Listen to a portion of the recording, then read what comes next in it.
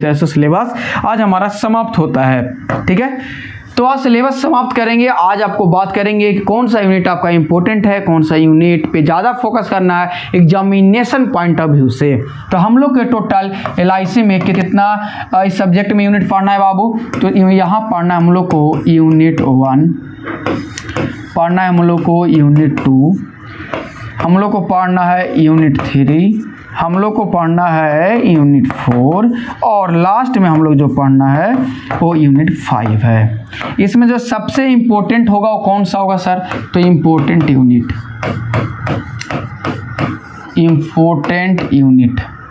ठीक है ना, इम्पोर्टेंट यूनिट कौन होगा तो आपको बता दें कौन इम्पोर्टेंट है। ठीक है, बता दें। चलो हम लोग शुरू करते हैं। सबसे जो इम्पोर्टेंट यूनिट है, जो सबसे पहले आप लोग स्टार्ट करेंगे पढ़ना, वो यूनिट 2 से स्टार्ट करेंगे। फर्स्ट पोजीशन में पढ़ना स्टार्ट करेंगे आप लोग यूनिट 2 से। यहाँ से जो क्वेश्चन पूछने की संभावना है लगभग जैसा कि प्रीवियस ईयर से हम अंदाज लगाएं तो 11 क्वेश्चंस वहाँ से पूछा गया है।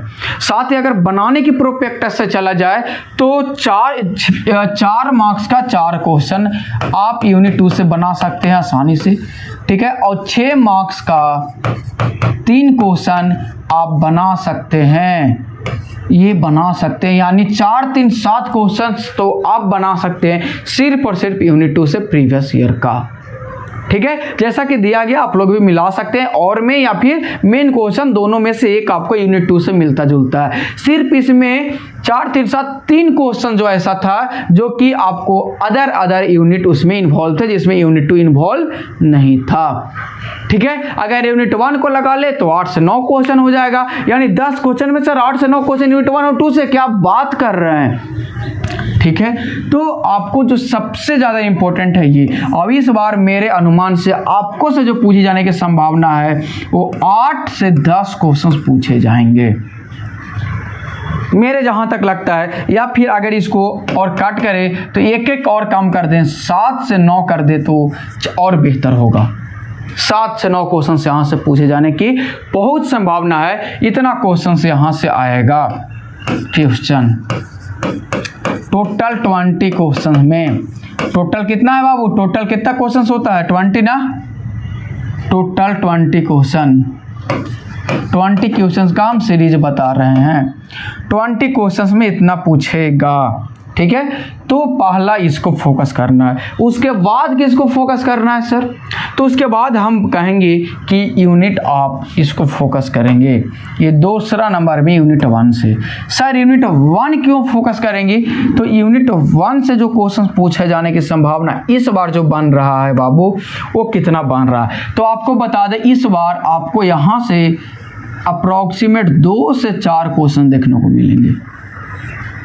2 से 4 क्वेश्चन। सर 2 से 4 क्वेश्चन में क्या हो सकता है, तो पहला ये हो सकता है यहाँ से कि IC का डिस्क्रीट सर्किट का जो होता है, डिस्क्रीट सर्किट जो ट्रांजिस्टर्स वगैरह जो पहले हम लोग बनाते थे उसका क्या डिसएडवांटेज है, उसके ओवर में IC का क्या एडवांटेज है, ये क्वेश्चंस आपको देखने को मिल सकता है।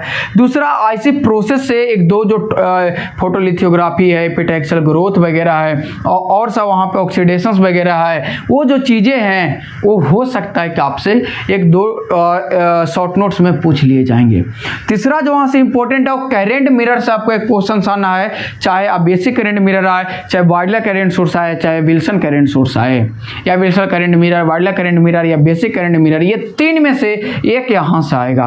और उसके बाद डिफरेंशियल एम्पलीफायर से एक क्वेश्चन आएगा। तो वहाँ से 3 या फिर 4, मिनिमम 2 मैक्सिमम 4 क्वेश्चन आने की संभावना यहाँ से मिल है आपको। और 7 से 9 क्वेश्चन यहाँ से आएगा। सर यूनिट 2 में कौन कौन आएगा ये तो बताइए। तो यूनिट 2 में आएगा कि इन्वर्टिंग एम्पलीफायर और नॉन इन्वर्टिंग एम्पलीफायर से क्या समझते हैं, एक दो ये इसमें से आ सकता है। दूसरा एडर सबट्रैक्टर इंटीग्रेटेड डिफरेंशिएटर में से क्वेश्चन आ सकता है। और एक जो आएगा इंस्ट्रूमेंटेशन एम्पलीफायर एक आ सकता है।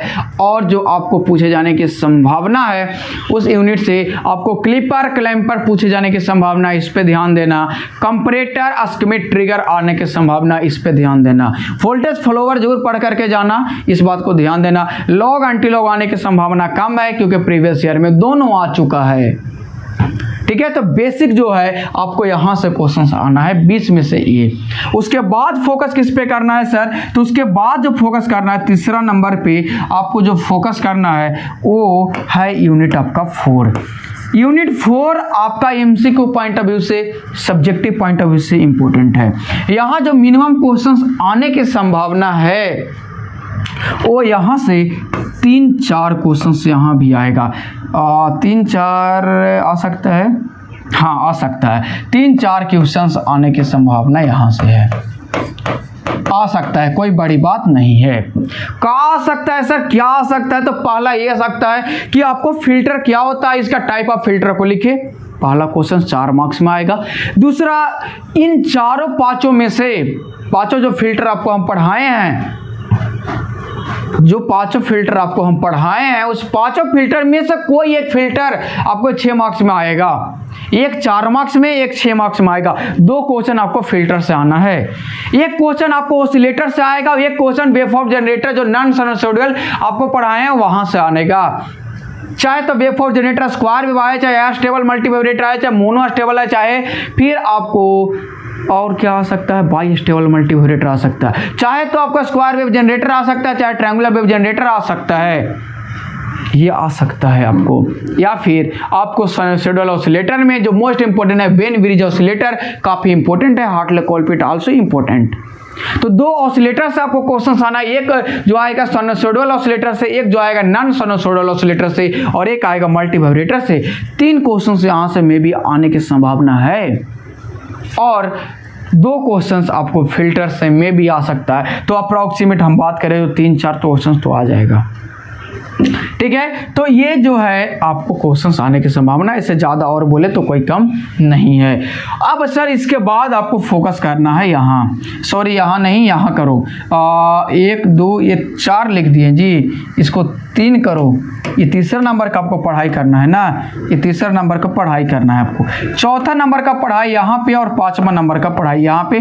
दिस टू आर सिमिलरिटी, और यहाँ से जो क्वेश्चन आने की संभावना है PLL से क्वेश्चन, एक क्वेश्चन वहाँ से, तो यहाँ भी मान लो 2 या 3 क्वेश्चन आने की संभावना है। यहाँ भी वैसा ही 2 और 3 आने की संभावना है। यहाँ भी आ सकता है एक वोल्टेज टू फ्रीक्वेंसी कन्वर्टर और current to voltage to frequency और फ्रीक्वेंसी टू वोल्टेज कन्वर्टर, यहाँ से आ सकता है। एक टाइमर से यहाँ क्वेश्चन आ सकता है। दूसरा IC723 वोल्टेज रेगुलेटर से क्वेश्चन आ सकता है, और स्विचिंग मॉड्यूलेटर से आ सकता है क्वेश्चन, या फिर 3 टर्मिनल IC वोल्टेज रेगुलेटर जो आपको फिक्स और एडजस्टेबल आप लोग को पढ़ाए हैं, IC वोल्टेज रेगुलेटर, वहां से आ सकता है। अगर हम काउंट करें मिनिमम क्वेश्चन तो 7 2 9, 9 3 12, 12 2 14, 2 16, यानी मिनिमम 16 क्वेश्चन का आपको हम गेसिंग बताए हैं।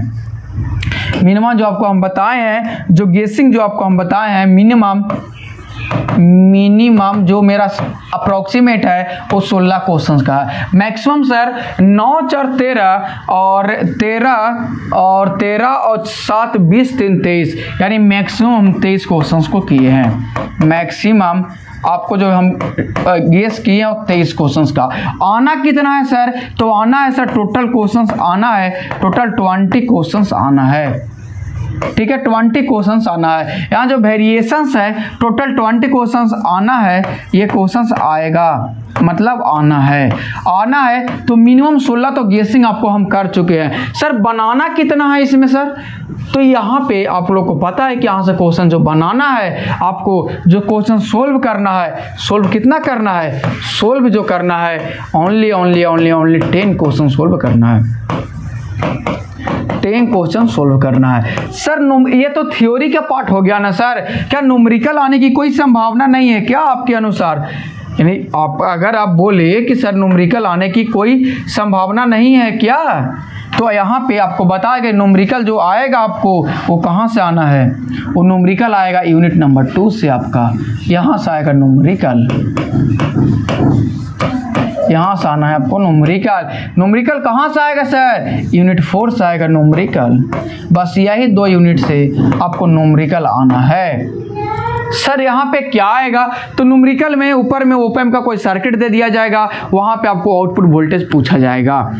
वो चाहे आपको एडर बेस्ड हो, चाहे सबट्रैक्टर बेस्ड हो, चाहे वोल्टेज फॉलोअर बेस्ड हो, चाहे डिफरेंस एम्पलीफायर बेस्ड हो या किसी और सर्किट, जो असाइनमेंट 1 और असाइनमेंट 2 में जो हम सॉल्यूशंस करवाए हैं आप लोगों को, वहाँ से आ सकता है। ठीक है, तो ये एक आपको एडवांटेज के तौर पे ध्यान में रखना है। सर यूनिट 4 में न्यूमेरिकल कहाँ से आ सकता है? तो यूनिट 4 में न्यूमेरिकल आ सकता है पहला ऑसिलेटर से फ्रीक्वेंसी निकालने के लिए। हार्टले ऑसिलेटर का फ्रीक्वेंसी क्या होता है, कोलपिट ऑसिलेटर का फ्रीक्वेंसी क्या होता है, या वेन ब्रिज ऑसिलेटर का फ्रीक्वेंसी क्या होता है, चाहे आरसी फेज शिफ्ट ऑसिलेटर का फ्रीक्वेंसी क्या होता है, इन सारे में जो वैल्यू दिया रहेगा और उसको आरसी का वैल्यू दिया रहेगा, आपको फ्रीक्वेंसी फाइंड करना है। पहला यहाँ से आएगा। दूसरा सर कहाँ से आएगा? तो दूसरा फिल्टर से आ सकता है। फिल्टर में क्या आएगा सर? तो ऑपरेटिंग फ्रीक्वेंसी निकालने के लिए या फिर कट ऑफ फ्रीक्वेंसी निकालने के लिए आएगा। सर कट ऑफ फ्रीक्वेंसी इसका कितना होगा? तो एफसी का वैल्यू हम बताए हैं, चाहे वो सेकेंड ऑर्डर फिल्टर हो चाहे फर्स्ट ऑर्डर फिल्टर हो। चाहे और क्या आ सकता है सर? गेन निकालने के लिए आ सकता है। हम सबका गेन भी बता चुके हैं आपको, लो पास फिल्टर का गेन क्या होता है, हाई पास फिल्टर का गेन क्या होता है, या बैंड पास फिल्टर का गेन क्या होता है, या फिर स्टॉप बैंड फिल्टर का गेन क्या होता है।